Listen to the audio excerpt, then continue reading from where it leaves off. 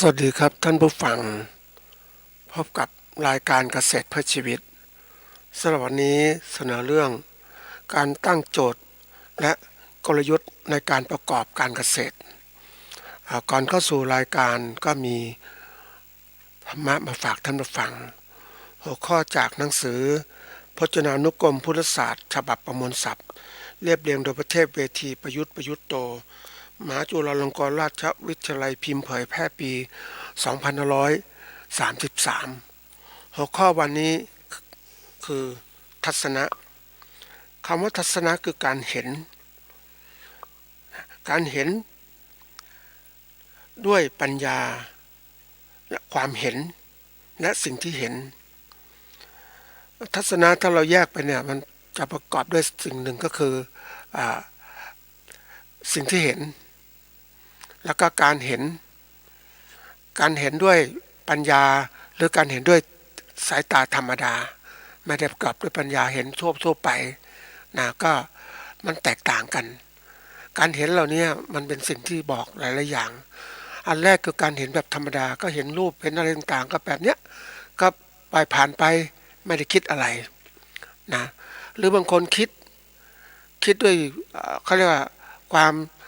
อาจจะเห็นรูปหรือสิ่งนั้นมันสวยงามก็คิดไปปรุงแต่งต่างๆทั้งหมดเนี่ยมันก็ไหลการเห็นเหล่านั้นก็รับเป็นอารมณ์ก็ไหลไปตามกระแสของกิเลสนะอันนี้แบบที่หนึ่งแบบที่สองน่ะการเห็นเนี่ยมันประกอบด้วยปัญญาคือมันเห็นรับภาพมาแล้วนะก็มีสติปัญญารู้เท่าทันที่รับการเห็นคืออารมณ์ที่มันเกิดขึ้นมันก็จะหยุดด้วยสติปัญญาถ้าอารมณ์ดีก็รับไปอารมณ์ไม่ดีก็หยุดชะงักจะมีการไข้ควรเพราะนั้นการที่เราจะเป็นผู้ที่เรียกว่ามีทัศนะเนี่ยก็ต้อง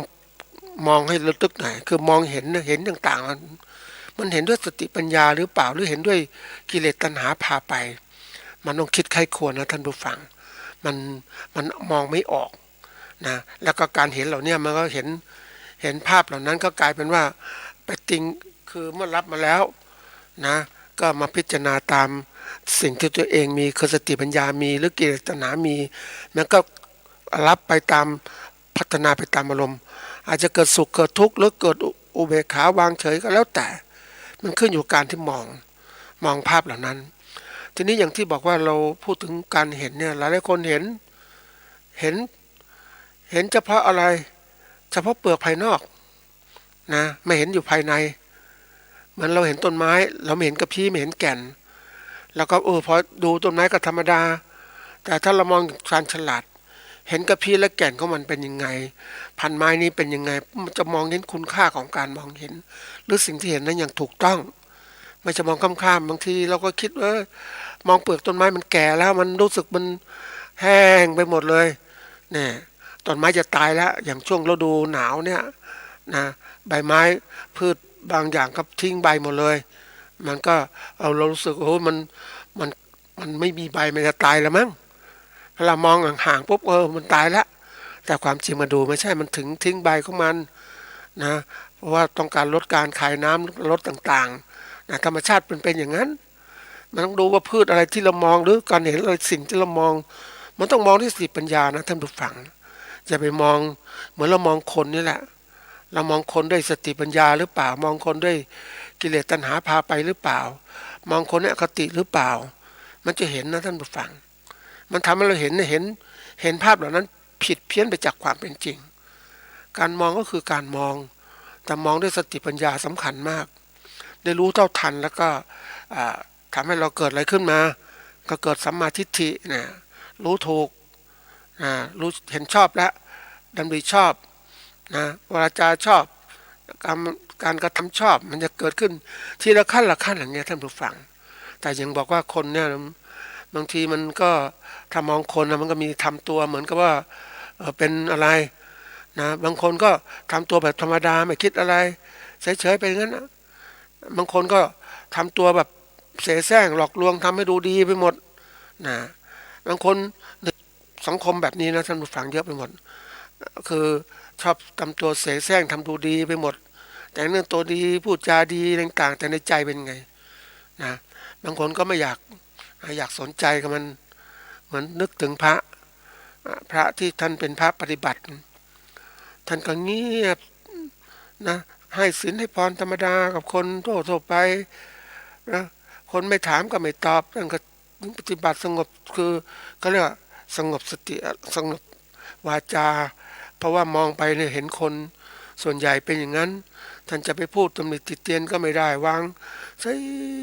ดูนอกจากคนที่จะถามนั่นแหละคนที่ปฏิบัติถึงจะถามท่านปฏิบัติเป็นยังไงติดขัดนี้ทำยังไง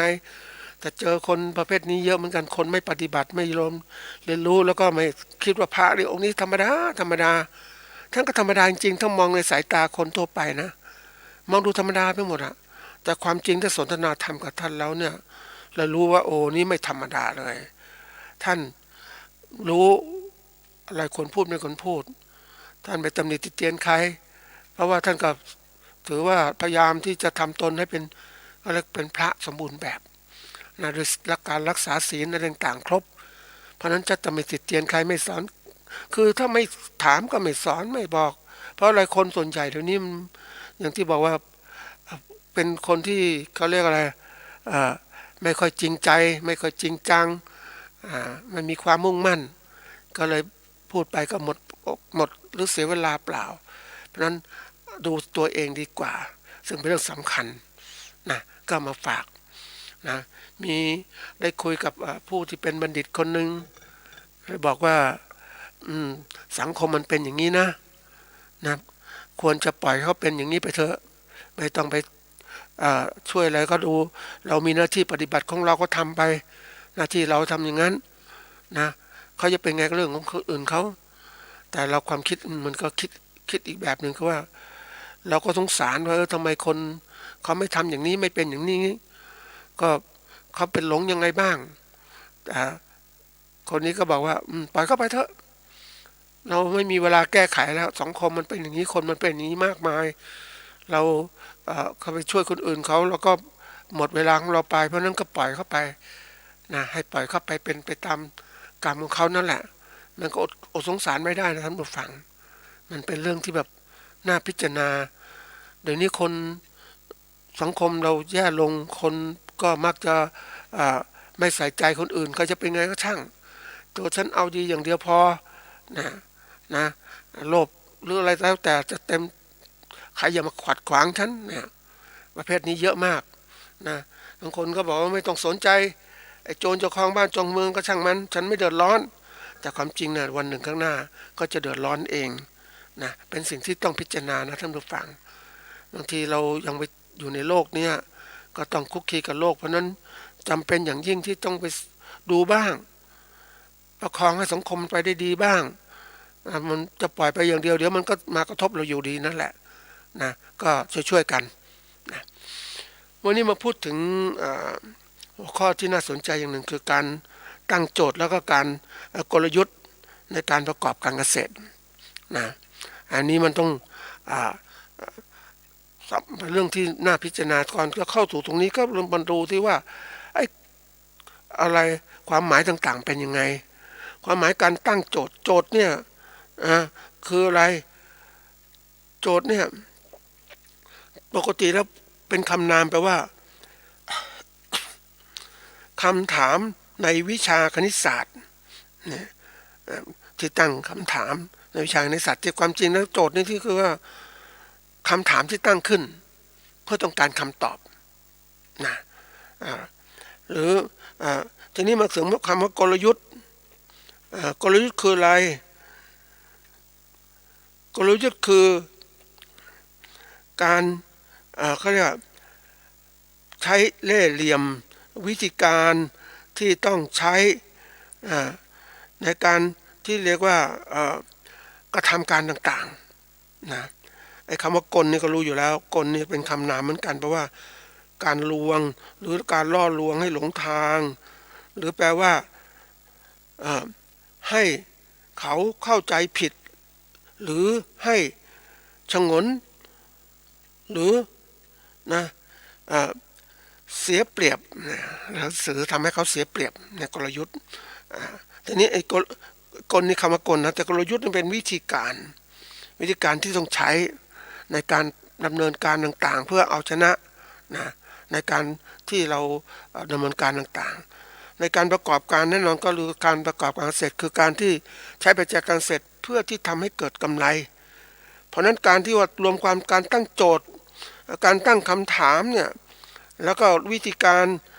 ารประกอบการเกษตรในปัจจุบันในที่เราทำนะมันต้องตั้งอย่างถูกต้องตั้งถูกต้องทำให้เรานั้นดำเนินการไปประสบความสำเร็จนะถ้าตั้งโจทย์ไม่ดีวิธีการกลยุทธ์ไม่ดีมันก็เสียหายทีนี้ปัญหาก็คือว่าสถานการณ์ต่างๆมันเปลี่ยนแปลงไปเร็วมากมันเร็วนะท่านผู้ฟังไม่ใช่เรื่องเล่นๆนะมันเปลี่ยนแปลงเร็วเพราะนั้นการตั้งโจทย์เนี่ยมันก็ปรับให้ทันสมัยด้วยมันให้มันเป็นเหมือนกับว่าตรงกับความเป็นจริงที่จะเกิดขึ้น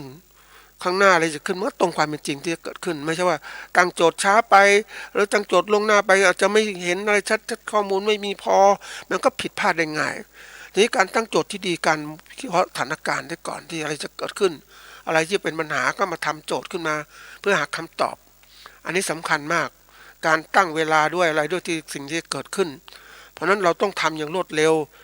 ยิ่งสถานการณ์โลกปัจจุบันเปลี่ยนแปลงเร็วเนี่ยเราต้องทำเพื่ออะไรให้มันทันกับเหตุการณ์ที่จะเกิดขึ้น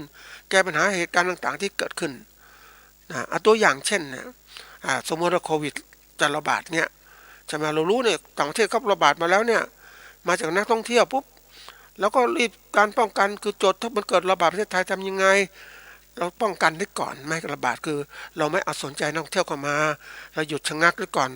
ต้องตรวจสอบก่อนที่จะให้เข้ามาในประเทศนี่บางแล้วถ้ามันเกิดนั่นขึ้นมาปุ๊บเนี่ยก็ต้องอะไรก็ต้องหาวิธีการว่าใช้ยาตัวไหนวัคซีนตัวไหนที่มันทันสมัยไม่ใช่วัคซีนที่คุณภาพต่ำๆมาใช้อย่างเงี้ยเป็นการที่เรียกว่าเขาเรียกว่าหางานทำในขณะที่คือสร้างงานสร้างปัญหาเพิ่มคนที่ทำแบบนี้คือคนที่สร้างปัญหาเพิ่มคนที่ฉลาดก็จะตั้งปัญหาไม่เพิ่มขึ้นคือรู้ว่าโรคตัวนี้มาปุ๊บเอายาดีๆให้ใช้ไม่ใช่ยาเอาวัคซีนที่ดีให้ใช้ไม่ใช่เอาวัคซีนต่ำๆมาใช้อย่างเนี้ยมันก็แพร่กระจายเลยคุมไม่ได้ไหม อันนี้คือของจริง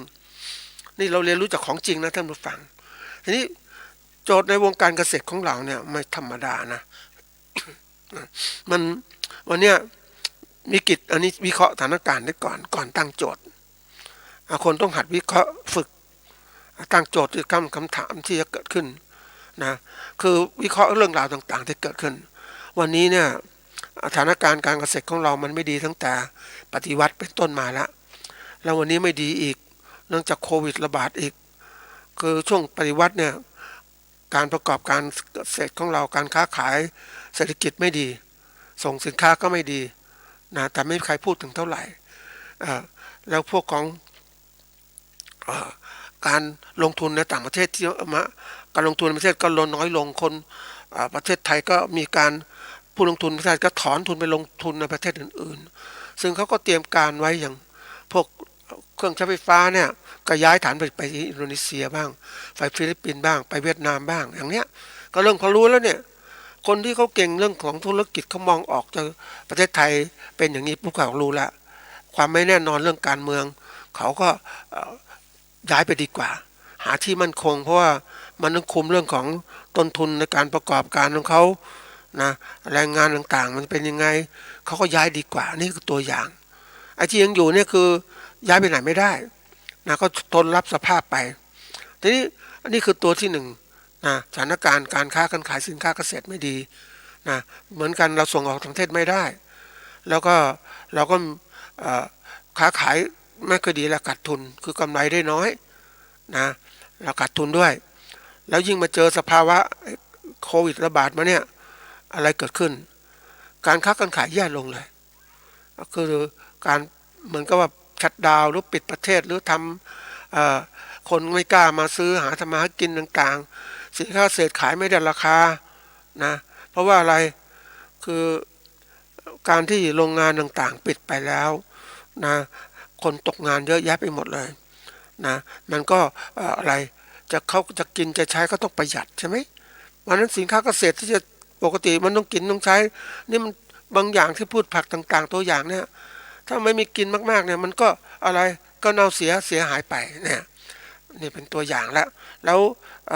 ไม่พอไอการตกงานเนี่ยไม่มีงานปุ๊บเขาประหยัดสินค้าเกษตรแล้วก็ขาดทุนปีแรกๆก็ขาดทุนละขายไม่ได้ปีที่สองไปไม่มีทุนละแล้วยิ่งมาเจออะไรเกิดขึ้นเจอปัญหาน้ำมันแพงปกติน้ำมันจะต้องลดราคานะเพื่อกระตุ้นในการจับจ่ายหรือผลิตมันเป็นเรื่องสำคัญในการเป็นปัจจัยในการผลิตสินค้าอุตสาหกรรมด้วยอะไรด้วยหมดเลยมันแพงเพราะฉะนั้นคนก็กำไรน้อยขอไม่อยากลงทุนมันเสี่ยงอ่ะคำว่าเสี่ยงคือหมายความว่าการที่เราประกอบการแล้วไม่ได้เป็นไปตามที่เราต้องการมันผันแปรได้สถานการณ์ไม่ดีอันนี้ก็เสี่ยงละคนก็ไม่กล้าลงทุนมากนะแล้วยิ่งวิกฤตปีนี้ฝนตกน้ำท่วมต่างๆพื้นที่เกษตรเสียหายไปมากมายทีเดียวนะมันก็เลยก็การผลิตสินค้าตามฤดูกาลเขาก็น้อยลงอย่างข้าวเนี่ยจะน้อยลงละนะสินค้าพืชผักต่างๆก็น้อยนะอันนี้เป็นตัวหนึ่งที่ต้องพิจารณาแล้วสินค้าที่ต้องขายนะโดยใช้พวกของขนส่งไปกรุงเทพอย่างเนี้ยต้นทุนก็สูงขึ้นน้ำมันแพงเพราะนั้นราคามันก็สูงหรือส่งไปขายต่างประเทศราคาก็สูงค่าเงินบาทก็แข็งแล้วไม่พอนั้นไอตัวโรคระบาดต่างๆมันเกิดขึ้นการแก้ปัญหาที่มันไม่สำเร็จมันก็ทำให้เกิดปัญหาสะสมมามากขึ้นนะคนที่ยากลำบากที่สุดคือเกษตรกรผู้ผลิตสินค้าเกษตรโดยเฉพาะอย่างยิ่งขายกับพ่อค้าขายกับอย่างเนี้ยขายไม่ค่อยได้ราคาเห็นแล้วยังนึกถึงนะท่านผู้ฟังเจอส้มอย่างเนี้ยโลนึงส้มดีๆนะโล50-60ไปเจอส้มนึงมันก็พยายามนะเขาก็ขายนะโลละ20 บาทเงี้ยนะลูกใหญ่ด้วยเดี๋ยวนี้ส้มก็ผลิตหลายที่นะท่านผู้ฟังจากแม่อายฝางต่างๆหรือเขาบอกมาจากกำแพงเพชรลูกไม่สวยก็พอกินได้รสชาติก็นะแต่20 บาทท่านผู้ฟังค่าขนส่งค่าอะไรต่างๆเพราะนั้นออกจากสวนเราคงจะ10 บาทแล้วมั้งหรือไม่ถึง10 บาทอย่างเนี้ยลำไยปีนี้จะเป็นยังไงสมมุติอย่างนี้นะปีที่แล้วผ่านมาต่ำสุดไม่เท่าไหร่ปี64นะปี65จะเป็นอย่างไรเพราะเศรษฐกิจมันไม่ดีท่านผู้ฟัง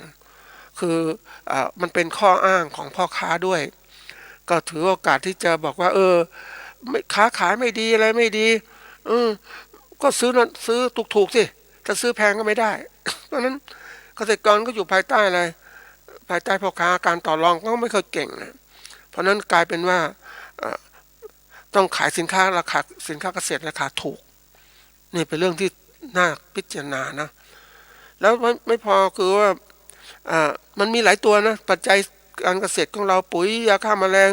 มันขึ้นราคาหมดเพราะอะไรก็คือว่าคนธรรมชาติของพ่อค้าสินค้าบางอย่างถ้ามันคนต้องการมากก็ราคาก็ต้องสูงขึ้นนั่นแหละถ้าต้องการน้อยก็ราคาต่ำทีนี้สินค้าบางตัวมันก็เขาเรียกอะไรหมดอายุก็ต้องขายไปแต่พวกปุ๋ยยาฆ่าแมลงต่างๆมันคงที่อยู่มันไม่ก็เสียหายง่าย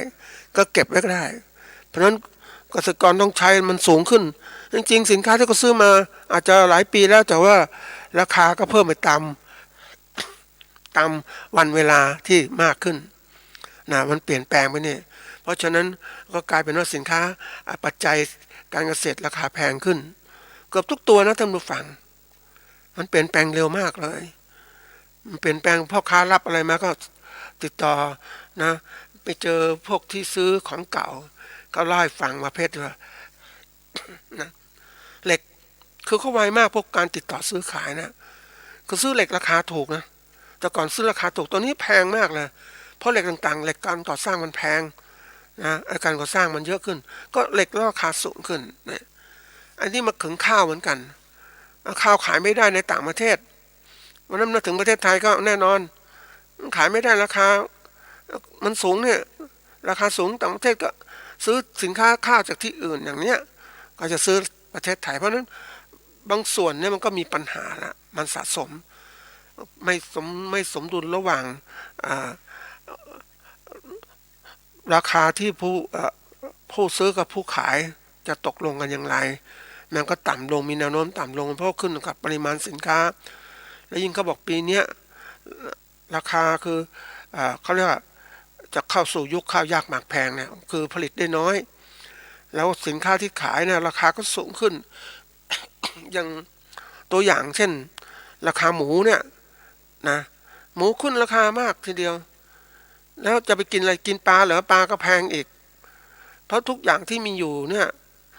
มันการผลิตมันอยู่ในมือในทุนใหญ่แล้วนะในทุนเล็กๆคือเพราะเกษตรกรต่างๆก็ถือเป็นในทุนเล็กนะไม่ค่อยมีเงินทุนมากมายก็ต้องรีบขายขายเท่าไหร่ก็เอาแต่ทุนใหญ่ก็มีเงิน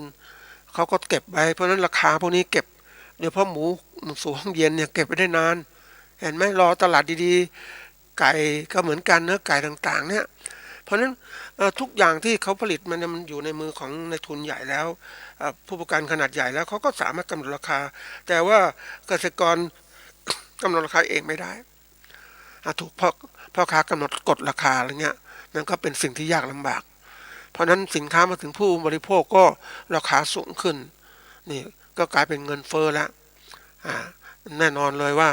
เงินเฟ้อปุ๊บเพราะนั้นมันก็เทินทั้งระบบเลยคนก็จะไม่มีเงินซื้อข้าวของอาหารการกินมันก็เป็นสิ่งที่ยากลำบากนะท่านผู้ฟังวันก่อนไปเจอคนเขาดายหญ้านะดายหญ้าปุ๊บคือทำการเป็นลูกจ้างเขานะทำในแปลงเกษตรกำจัดวัชพืชโอ้ทำงานตั้งแต่8 โมงเช้าถึง5 โมงเย็นนะท่านผู้ฟังวันละ500 บาทวันละ300 บาทเท่านั้นเองโอ้300 บาทเจออาหารการกินแพงๆเนี้ยมันอยู่ได้ลำบากนะท่านผู้ฟังคือความที่มันเหมือนกับว่ามันไม่สมดุลระหว่างผู้ผลิตกับผู้บริโภคเพราะว่ามันมีพ่อค้าคนกลางอยู่เนี่ยแล้วก็ราคาสินค้าน่ะราคาสินค้าแพงราคาจ้างแรงงานถูกอย่างเนี้ยมันไปกันไม่ค่อยได้เพราะนั้นความเดือดร้อนจะเกิดขึ้นอันนี้ที่คนกลุ่มหนึ่งที่เขามีทุนเขาก็ไม่เดือดร้อนอะไรหรือว่าคนมีรายได้ดีพวกข้าราชการพวกอะไรรัฐวิสาหกิจต่างๆแน่นอนก็ไม่ค่อยเดือดร้อนอะไรอาจจะจ่ายเพิ่มในราคาสินค้าที่เพิ่มขึ้นแต่สำหรับผู้ใช้แรงงานที่รายได้ไม่มั่นคงจะทำอย่างไรเกษตรกรเราเหมือนกันเจอสภาพนี้หนักทีเดียวแล้วการที่ว่าเราไม่เข้าใจสถานการณ์ที่เปลี่ยนแปลงเร็วๆอย่างเนี้ยนะเกษตรกรจะหาความรู้ที่ไหนนะนอกจากที่ต้องความรู้ทั่วไปที่ภาครัฐให้หรือจากพ่อค้าแม่ค้าในตลาดถ่ายทอดมาแต่การที่เราจะประมาณและตั้งโจทย์ได้เนี่ยเราต้องหัดตั้งโจทย์ในเหตุการณ์ล่วงหน้าที่จะเกิดขึ้นแก้ปัญหาล่วงหน้าคนส่วนใหญ่ชอบตั้งโจทย์เนี่ยตั้งโจทย์ต่างๆคำถามต่างๆในกับปัญหาปัจจุบันมันเกิดขึ้นอย่างนี้นะมันเกิดขึ้นเพราะอะไรก็หาการวิเคราะห์ต่างๆแล้วมันผ่านเหตุการณ์มันจบไปแล้วมันจะแก้ปัญหายังไงเพราะมันไปแล้วเหมือนกับรัฐบาลฉีดวัคซีนเนี่ยเอาวัคซีนไม่มีคุณภาพดีมาฉีดให้เงี้ยก็ฉีดไปแล้วใช่ไหมก็มันฉีดไปแล้วจะแก้ไขยังไงก็อาจจะมีคำขอโทษนะหรือเริ่มต้นใหม่นะทีนี้มันอย่างที่บอกว่าธุรกิจมันไม่ใช่อย่างนั้นธุรกิจคือเขาเรียกอะไรเสียหายแล้วเสียหายเลยเพราะนั้นเรามันธุรกิจแล้วต้องคิดการประกอบการเกษตรเนี่ยมันต้องคิดเดี๋ยวนี้ต้องคิดหนักๆนะท่านผู้ฟังว่าเราทำไงไม่ให้ขาดทุนเพราะนั้นการมาตั้งโจทย์หรือการปัญหาต่างๆเนี่ยสมมุตินะเหตุการณ์ปีนี้นะปี65เนี่ยนะสถานการณ์ต่างๆมันสะสมจากการแก้ปัญหาเศรษฐกิจของประเทศที่ไม่ดีพอของรัฐบาลผู้บริโภคก็ไม่ค่อยมีเงินจะซื้อนะสินค้าก็ขึ้นราคาไม่มีตัวที่มาแข่งขันกับพ่อค้าที่ขายสินค้าแพงๆเลยนะท่านผู้ฟังเพราะว่าผู้ประกอบการเกษตรที่ขายสินค้าอาหารการกินเนี่ยเขาเป็นในทุนใหญ่อยู่แล้วเขาไม่เดือดร้อนแต่ว่าผู้พวกจะเป็นไงผู้ผลิตจะเป็นไงนี่คือปัญหาละเพราะนั้นต้องหาทางแก้ตั้งโจทย์ของเราว่าทำยังไงนะอันนี้เป็นสิ่งในการตั้งโจทย์นะก็คือต้องคิดพิจารณาว่าเฮ้ยนี่คือปัญหาในประเทศคือส่วนหนึ่งละที่มันเกิดขึ้นปัญหาต่างประเทศก็เกิดขึ้นอีกตัวนึงจะลืมไม่ได้ก็คือว่าสินค้าจีนที่เข้ามา เพราะจีนบริเวณข้างล่างเนี่ยเขาผลิตสินค้าเกษตรเยอะแยะไปหมดเลยแล้วที่เขาผลิตได้มันดีๆทั้งนั้นเพราะอะไรสภาพอากาศมันพร้อมอยู่ในเขตหนาวอากาศเย็นน่ะท่านผู้ฟังผลิตพืชผักก็ดีงอกงามดีศัตรูพืชก็น้อยต่างๆเราเนี่ยมันไม่เหมือนกับการปลูกพืชผักในเขตร้อนที่มันประเทศไทยเนี่ยเหมาะสมกับการที่แมลงศัตรูต่างๆจะเกิดขึ้นจะระบาดมีมากมายทีเดียวแต่ของเขามันเขตหนาวๆอากาศเย็นเพราะฉะนั้นการเจริญเติบโตของศัตรูพืชต่างๆเนี่ยมันก็จะน้อยมันไม่ค่อยระบาดเพราะฉะนั้นเขาพืชผักก็งามแล้วก็เขาก็ส่งพืชผักส่งมาประเทศไทยแล้วก่อนส่งมาทางรถบรรทุกเดี๋ยวนี้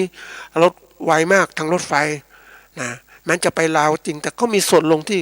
ส่วนหนึ่งใกล้ชิดเพราะนั้นข้ามแม่โขงมาก็สามารถที่จะเข้าสู่ประเทศไทยเพราะนั้นก็สามารถแข่งขันขายในประเทศไทยได้แล้วเราเห็นได้ชัดเจนอย่างที่เคยบอกไว้แอปเปิลอย่างเนี้ยเยอะแยะหลากสีไปหมดเลยนะท้อสาลี่ต่างๆมากมายพืชผักยังมีอีกนะมันเป็นสิ่งที่น่าคิดพิจารณานะท่านผู้ฟังและสินค้านี้ก็ลงไปกรุงเทพจีนเขาค้าขายเก่งเขารู้กลยุทธ์ในการที่จะเขาเรียกอะไรหาวิธีการค้าขายกำไรได้ดีกว่าเราเองเกษตรกรจะเป็นยังไงอันนี้น่าคิดเพราะนั้นวิธีการเพื่อความปลอดภัยของเราเนี่ยนะเราต้องหัดเลยเราต้องตั้งโจทย์ว่าเราจะอยู่รอดอย่างไรข้างหน้าเนี้ยนะอยู่รอดไม่ใช่ถอยหลังไปนะท่านผู้ฟังอยู่รอดเราต้องมองถึงการลุยไปข้างหน้าด้วย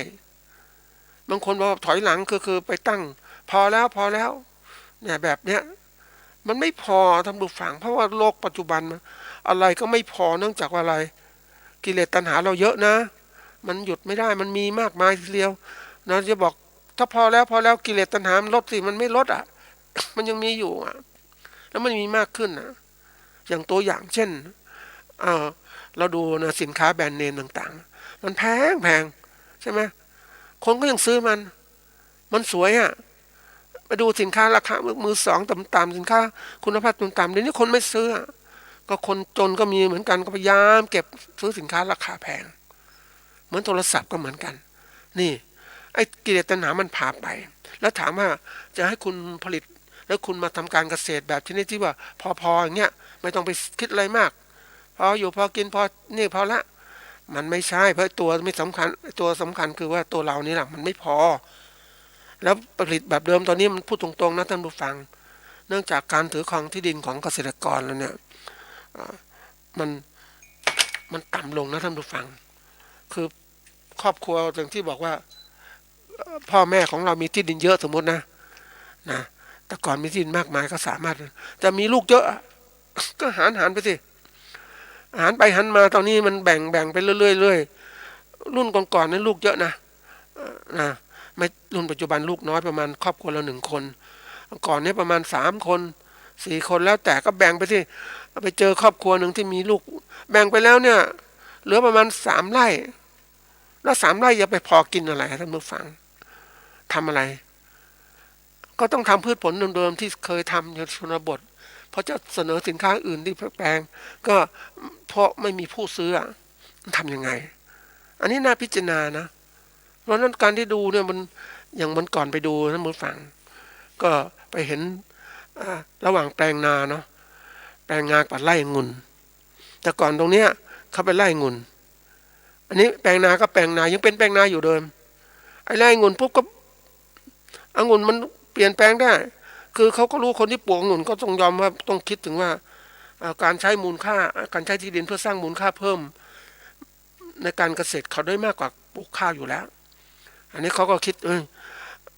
กระแสของการที่มีท่องเที่ยวกระแสของการทำสินค้าส่งออกมันมีอยู่เขาก็เปลี่ยนพื้นที่จากแปลงไร่องุ่นเนี่ยกลายเป็นที่ว่าขายเครื่องเคลือบดินเผาก็พวกศิลาดลต่างๆเนี่ยนะ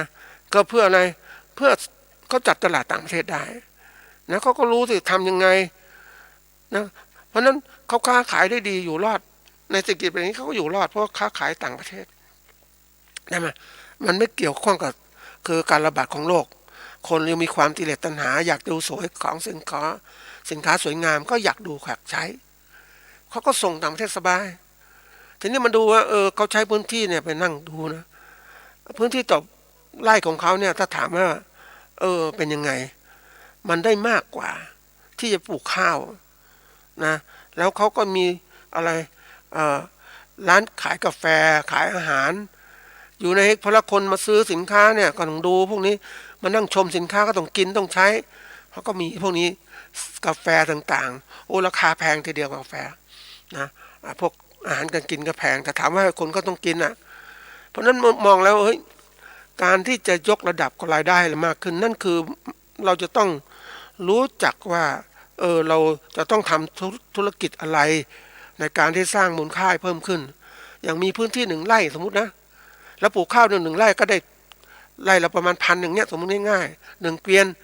นได้ขายข้าวได้7,000 8,000หรือ10,000เท่านั้นหอมมะลิก็10,000 กว่านิดหรือไม่ถึงละนะแต่ถ้าเรามาทำเป็นร้านอาหารนะสมมติตัวอย่างมันก็ได้มากกว่าใช่ไหมนะอันนี้เขาทำเป็นร้านอาหารไปเที่ยวด้วยแล้วที่วางจำหน่ายสินค้าเครื่องอะไรเครื่องเขินเครื่องคงเครื่องปั้นดินเผาเนี่ยนะเห็นแล้วโอ้รายได้ดีมากนะท่านผู้ฟัง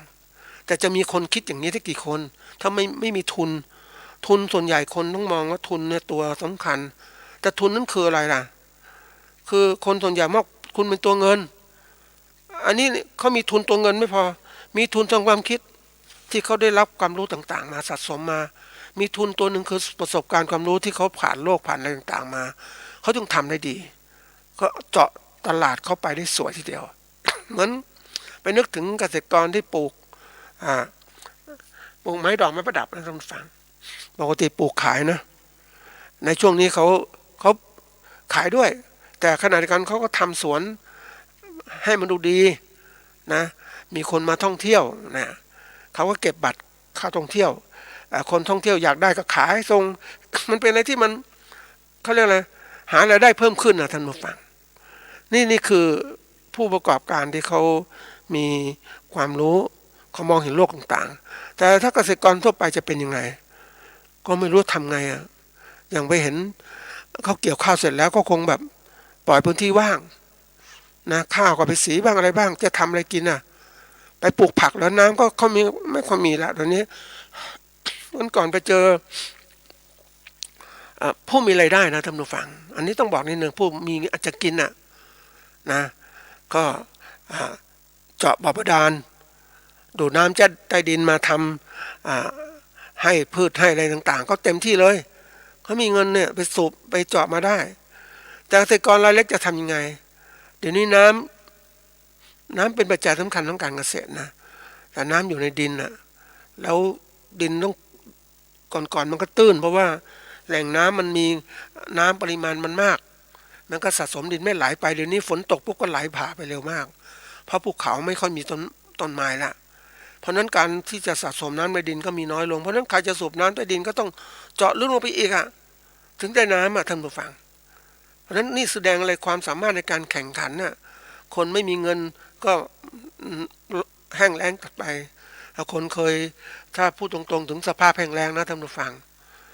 ก่อนก็เราไม่มีสติปัญญานะก็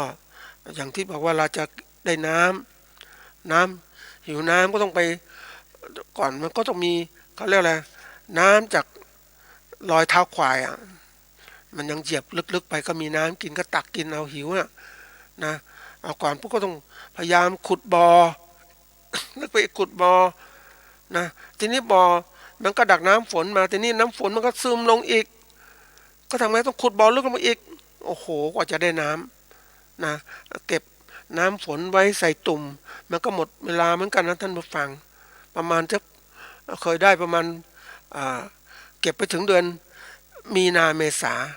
กว่าฝนจะมานี่อดจริงๆเหมือนกันนี่คือตัวอย่างบอกถึงความที่ว่าความที่เราจะต้องหาหนทางกลยุทธ์ในการอยู่รอดของเราเพราะนั้นการที่เราปรับคำถามเนี่ยในโลกต่างๆที่เปลี่ยนแปลงเนี่ยเรียกว่าตั้งโจทย์นี่แหละเปลี่ยนแปลงเพื่อเราจะปรับตัวรองรับของการที่จะเปลี่ยนแปลงข้างหน้าเนี่ยเราต้องหัดคิดไม่อย่าคิดบนโลกเกษตรนะท่านผู้ฟังคนที่เป็นเกษตรกรส่วนใหญ่เราถูกปลูกฝังว่าในน้ำมีปลาในนามีข้าวแผ่นดินของเราอุดมสมบูรณ์เนี่ยมีเพลงเนี่ยประจำในสมัยก่อนรัฐบาลก็เปิดตรงเนี้ยนะวิทยุ AM สมัยก่อนเปิดเนี้ย อันนี้มันไม่ใช่อ่ะเดี๋ยวนี้มันยกกฎในน้ำไม่มีปลาในน้ำไม่มีข้าวแผ่นดินก็ไม่ใช่ของเราแล้วล่ะเพราะอะไรก็คนมีเงินมาซื้อได้อ่ะคนต่างชาติมาซื้อได้เดี๋ยวนี้คนต่างชาติมาซื้อที่ดินประเทศไทยได้นะท่านผู้ฟังอ่าตอนนี้เริ่มที่จะซื้อคือเริ่มซื้อคอนโดแล้ว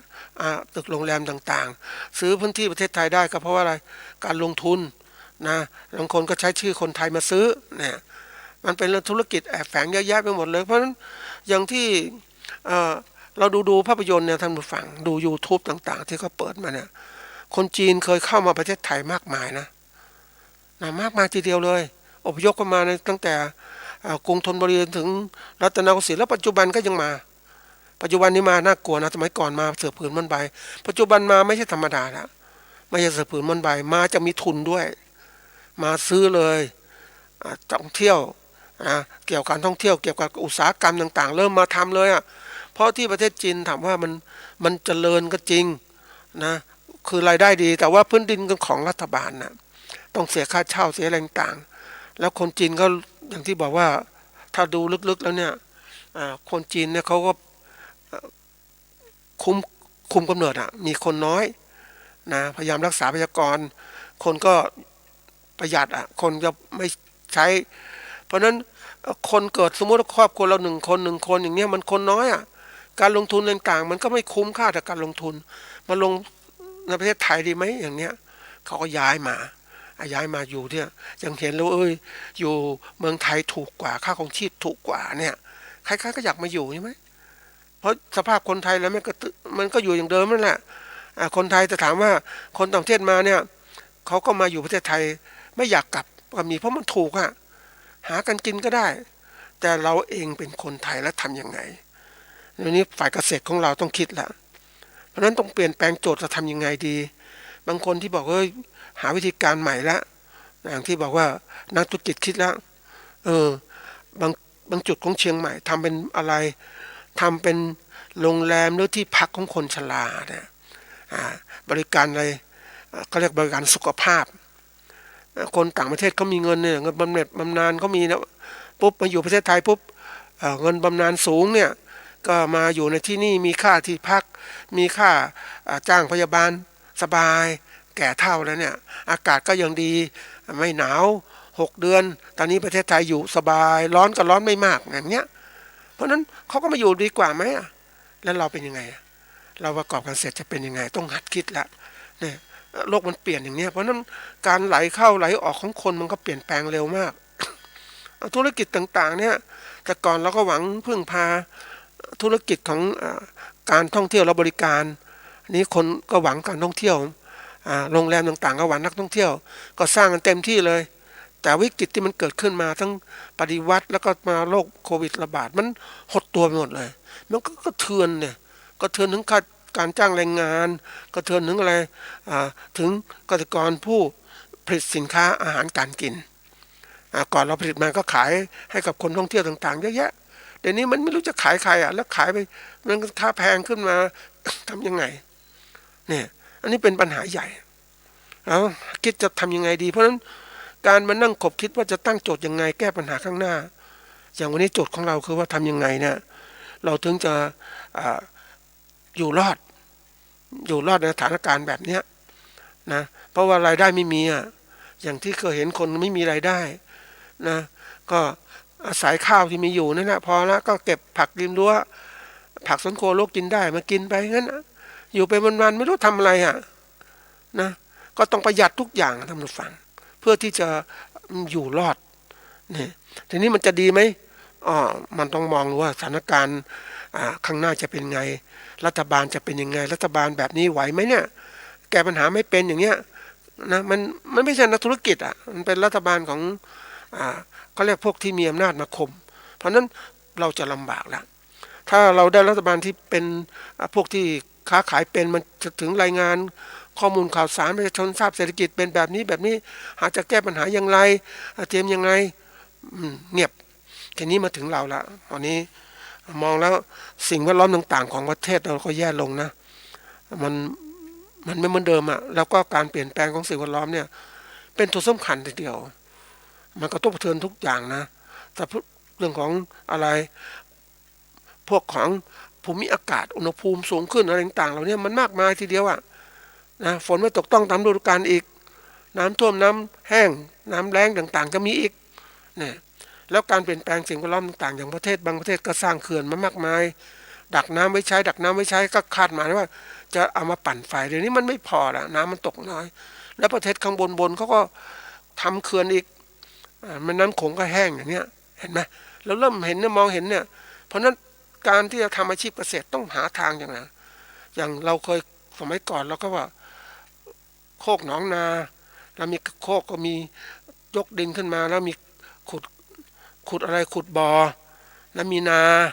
เดี๋ยวนี้มันไม่ใช่ละมันต้องหาทางออกให้ดีขึ้นนะเราจะอยู่รอดอย่างไรต้องเตรียมการโจทย์ข้างหน้าเนี่ยขั้นตอนที่หนึ่งหน้าพิจารณาคือเรื่องของเงินเฟ้อสูงขึ้นนะค่าของแพงอันที่สอง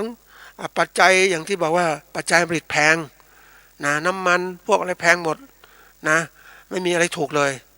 นะเสื้อผ้าเนี่ยอาจจะถูกพวกนี้เพราะว่ามันมือสองต่างมันสร้างมาผลิตมาเยอะเนี่ยมันก็ถูกแต่ว่ามันก็เป็นสินค้าคุณภาพต่ำนะรถยนต์ของเราก็แพง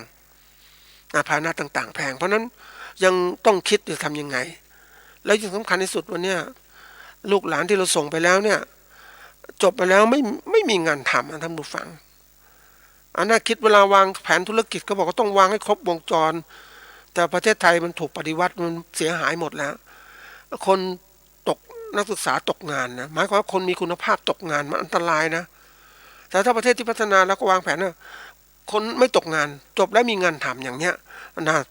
น่าสนใจประเทศก็เจริญตอนนี้มันเศรษฐกิจมันแย่กันมันจะฟื้น65ยังไม่ฟื้นนะมันแค่ชะลอตัว66เนี่ยโหเรียกหัวต่อเลยถ้าไม่ฟื้นเนี่ยไปหมดอย่างที่เคยกล่าวว่าเครื่องบินมันมี4เครื่องนะมันดับไป2เครื่องแล้วใช่ไหมมันไปไม่ไหวสมมุติแล้วก็ไม่ดูแลดีๆมันก็จะพังอีกนะมันเป็นสิ่งที่สำคัญมากการแก้ปัญหาเศรษฐกิจของประเทศเนี่ยมันไม่ค่อยเก่งมันต้อง เป็นนักที่ว่านักบริหารที่เก่งกว่านี้นะอันนี้สำคัญอันนี้เรื่องสิ่งแวดล้อมไปแล้วนะอันที่สองนี่เรื่องตนเองสำคัญมากนะจะแก้ปัญหาตัวอื่นนะก็ตนเองวันนี้ตนเองเป็นยังไงบ้างต้องพยายามมองที่ตนเองนะปกติคนเราเนี่ยเขาบอกสายตาส่วนใหญ่นะเวลามองเนี่ยมันจะมักจะออกไปนอกตัวนะเพราะมันธรรมชาติของตามันติดตั้งอย่างเนี้ยนะไม่ค่อยมามองกระจกย้อนกลับมาดูตัวเองปรับปรุงตัวเองแล้วบางคนก็ใช้สิ่งแวดล้อมต่างๆหรือคนอื่นเป็นตัวกำหนดว่าเฮ้ยตัวเองไม่ดีอย่างงู้นอย่างนี้มาบอกเราอย่างนี้เราปรับตัวอย่างนี้ก็จะกระจกแต่จริงๆแล้วตัวเองจะมองตัวเองได้ก็ย้อนกลับมาดูที่ตัวเราตาเนื้อที่มองเห็นตาในโดยการพิจารณาต่างๆมันเห็นลึกเข้าไปอีกข้างในว่าเราเป็นยังไง เจอปัญหานี้ทำยังไงกิเลสตัณหายังมีมากไหมเนี่ยเราจะทำตามความอยากของเราไหมวันนี้ที่น่ากลัวนะท่านผู้ฟังตัวเราเองเนี่ยเราตกเป็นทาสของอะไรหรือเปล่านะทำผิดศีลไหมนะผิดศีลเยอะนะท่านผู้ฟังยิ่งตัวนี้ที่กำลังมีคือเห็นวันนั้นไปดูคนท่องเที่ยวมานะช่วงหนึ่งบอกไปเที่ยวไปกินอะไรกินน้ำดื่มกาแฟบ้างอะไรบ้างเพื่อแก้ง่วงแก้อะไรอันนั้นก็ส่วนหนึ่งนะก็ราคาก็กาแฟก็แพงเนาะไม่พอก็ยังมีน้ำกัญชาครับอันมีใบกระท่อมอีกเพราะนั้นในตัวที่มันมัวเมามันทำให้คนมันแย่ลงนะความคิดผู้อ่านก็ไม่มีอย่างที่เคยคุยกับคนที่เขาเรียกอะไรคนที่เขาปลูกกัญชาไว้กินเองท่านผู้ฟังเขาบอกปลูก ก็ปกติผสมอาหารไก่อาหารอะไรไม่ใช่ใส่แกงใส่อะไรกินมันทำให้ดูอร่อยทีนี้เขาก็กินของเขาเองเคี้ยวไปก็รู้สึกว่ามันสนุกคุยอะไรต่างมันรู้สึกมันคล่องตัวทีนี้คนมันกินบ่อยๆมันก็กลายเป็นเสพติดใช่ไหมเนี่ยอันตรายนะคุณฟังเพราะนั้นวันนี้ภูมิต้านทานของตนเองของคนในสังคมมันต่ำลงต้านทานต่อสิ่งที่ เป็นมุกหรือสิ่งยั่วยุต่างๆมันต่ำลงนะแล้วก็มันไหลไปตามกระแสของสิ่งยั่วยุไปหมดแล้วเพราะนั้นใครจะพิจารณามองอะไรก็ไม่ค่อยเห็นแล้วเนื่องจากว่าหลงเสพหลงอะไรต่างๆไปหมดเนี่ยนะแล้วก็ทำให้ไม่มีเวลาไม่มีโอกาสไปทำในการแก้ไขปัญหาเศรษฐกิจของตัวเองอันนี้ระดับของอาคนทั่วไปบางคนบางทีที่เขาบอกว่าวันๆนึกหวังจะรวยอะไรรวยจากลอตเตอรี่ขายลอตเตอรี่ตั้งเป้าหมายว่าต้องงวดนี้ต้องรวยอย่างเงินอย่างนี้ถ้าได้มาปุ๊บจะซื้อนู่นคือคิดไปนะสร้างวิมานต่างๆที่เคยเล่าถึงว่าคนที่เล่นการพนันพวกนี้เล่นหวยเนี่ยมันเสียเวลาไปเยอะนะวันแรกก็ต้องไปหาเบอร์ที่จะถูกวันที่สองต้องหาไปหาเลขก่อนอันนี้วันที่สองหาเบอร์ที่จะซื้ออันที่สามต้องรอการตรวจลอตเตอรี่อีกเพราะนั้นจิตใจของคนมันหายไป3 วันนะกับการเล่นพวกนี้มันเสียเวลาแทนที่ก้มหน้าก้มตาในการทำประกอบธุรกิจยิ่งไปดูสารคดีของต่างประเทศเนี่ยท่านผู้ฟังบางประเทศเขาบอกว่าวันหยุดไม่ค่อยมีนะทำแต่งานคือคนต้องทำงานนะท่านผู้ฟังทำงานถึงวันเสาร์อะไรเงี้ยนะประเทศไทยนี่หยุดเยอะมากเลยเทศกาลก็หยุดอะไรก็หยุดเพราะฉะนั้นการหยุดนี่มันเป็นตัวหนึ่งนะท่านผู้ฟังทำให้การชะลอของสิ่งต่างๆที่เกิดไหลจากการผลิตมันหยุดชะงักหมดเลยเครื่องจักรก็ต้องสตาร์ทใหม่อย่างเนี้ยมันเสียเวลาเพราะฉะนั้นอย่างเราทำงานอะไรต้องจริงจังสำเร็จนะเป็นการมองมีตัวอย่างหนึ่งที่คนที่เขาเป็นอะไรนะเกษตรกรไม่ใช่เกษตรกรธรรมดาเป็นผู้ประกอบการปลูกไม้ประดับนี่เก่งนะท่านผู้ฟังอันนี้อยากจะเล่าไปดูเข้ามานะเขาก็รู้แล้วว่าช่วงไหนจำไว้ช่วงไหนพูดเพราะต้องการสินค้าอะไรเขาจะผลิตให้ออกมาอย่างนั้นอันนี้ตัวที่หนึ่งนะวางแผนการผลิตมันออกมาสินค้าช่วงไหนคนต้องการสินค้าอะไรช่วงไหนเนี่ยเขาตามแผนไว้เขาผลิตสินค้าจัดสินค้าจัดปลูกไม้ดอกไม้ประดับจึงออกมาช่วงนั้นส่งแม่ค้าที่ร้านอย่างนี้เขาวางแผนหมดเลยอันนี้ความเข้าใจเรื่องการบริหารธุรกิจของเขาอันที่สองเนี่ยเขาเข้าใจเรื่องคู่แข่งเขาก็ต้องรู้จักคู่แข่งของเขาว่าคู่แข่งผลิตไม้ประดับเนี่ยเป็นใครเขามีเงินหนาไหมสู้เขาไหวไหมเขาเล่าให้ฟังว่าเวลาที่เจอพวกเนี้ยอันนี้เป็นผู้ประกอบการรายใหญ่นะ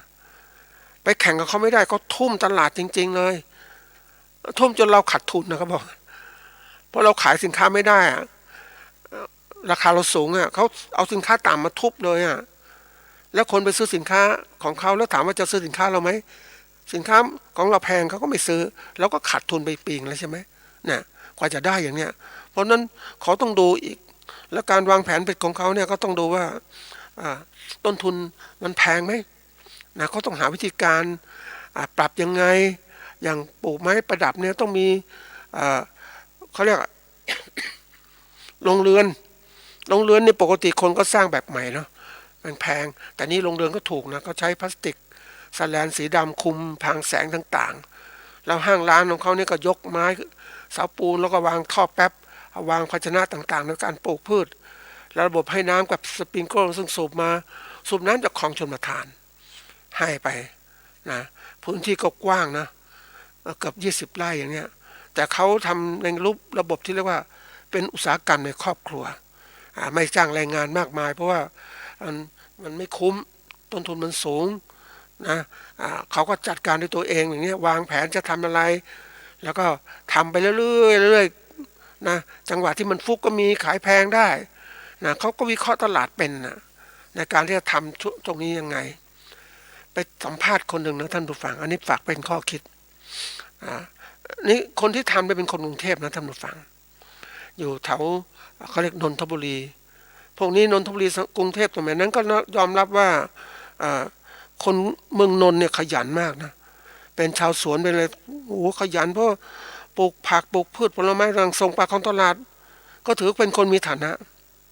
แต่ทีนี้เขาก็เก่งว่าเฮ้ยก็วางว่าอยู่ที่นั่นน่ะมันคับแคบน้ำก็ท่วมขึ้นมาแล้วขึ้นมาสภาพแวดล้อมมันแย่ลงอ่ะเพราะอะไรก็คือน้ำท่วมมันมามากเนาะมันกะอะไรไม่ได้แล้วกรุงเทพก็ อย่างที่บอกคนไปอยู่มากก็จริงแต่ว่ามันระบบการค้าขายมันพื้นที่มันจำกัดอะต้องหานู่นหานี่ส่งไปมันมันก็ไกลอะเพราะนั้นเขาก็เลยเปลี่ยนมาเลยย้ายมาอยู่แถวเชียงใหม่นี่แหละก็สร้างสวนขึ้นมานะแล้วก็ช่วงนี้ก็บอกเจอปัญหาหลายอย่างมากก็อยากจะขายสวนละแต่ยังไม่มีคนซื้อเพราะว่าแปลงมันใหญ่แล้วก็ถามว่าเอ้ยขายได้ไปอยู่ที่ไหน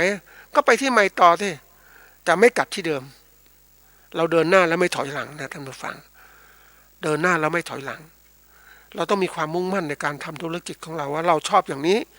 เราก็ทำอย่างนี้แต่ถามว่าที่เขาถ้าพูดถึงแล้วเนี่ยการที่ค้าขายเนี่ยเขาก็ได้กำไรแล้วนะอันนี้เป็นส่วนหนึ่งนะฝากเป็นข้อคิดก่อน